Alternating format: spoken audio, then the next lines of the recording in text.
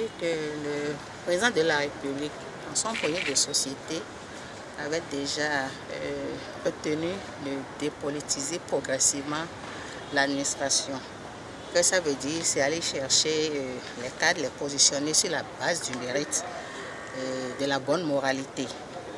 C'est cela que nous sommes en train de démarrer avec cette poste pour l'instant. Les postes, nous les avons énumérés maintes fois. Nous avons le poste de directeur de l'administration et des finances. Nous avons le poste de directeur général adjoint du budget, le directeur général adjoint du trésor, le directeur du contrôle à la direction nationale du contrôle des marchés publics, le directeur de l'informatique au niveau de la direction générale du budget. Nous avons le poste de coordonnateur de projet, le poste de responsable des marchés publics. Donc nous avons créé une base de données dans laquelle les postulants sont venus s'inscrire. Et aujourd'hui, il y a 526 personnes qui sont en train de subir le test psychotechnique. Donc nous avons parlé il y a de cela quelques semaines. Donc nous choisissons les meilleurs, bien évidemment.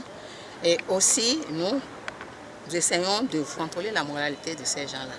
Et le test psychotechnique va nous aider à choisir ceux-là sur qui on peut compter pour mettre hors d'état de nuire la corruption dans l'administration. Vous savez, les postes qui sont retenus dans cette première phase sont des postes très sensibles. Et nous avons besoin de mettre le contribuable béninois à l'aise, les usagers de nos services à l'aise, pour que les choses fonctionnent bien, comme dans d'autres pays tels que le Rwanda. C'est l'exemple le plus immédiat qui me vient à la tête. Le test psychotechnique lui-même consiste à demander à ces postulants de cocher des réponses en face d'un certain nombre de questions qui leur sont posées pour explorer, disons, leur personnalité. Ceux qui seront admis à ce test vont constituer une base de données à partir de laquelle les personnes qui seront nommées aux différents postes que j'ai cités tantôt seront tirées.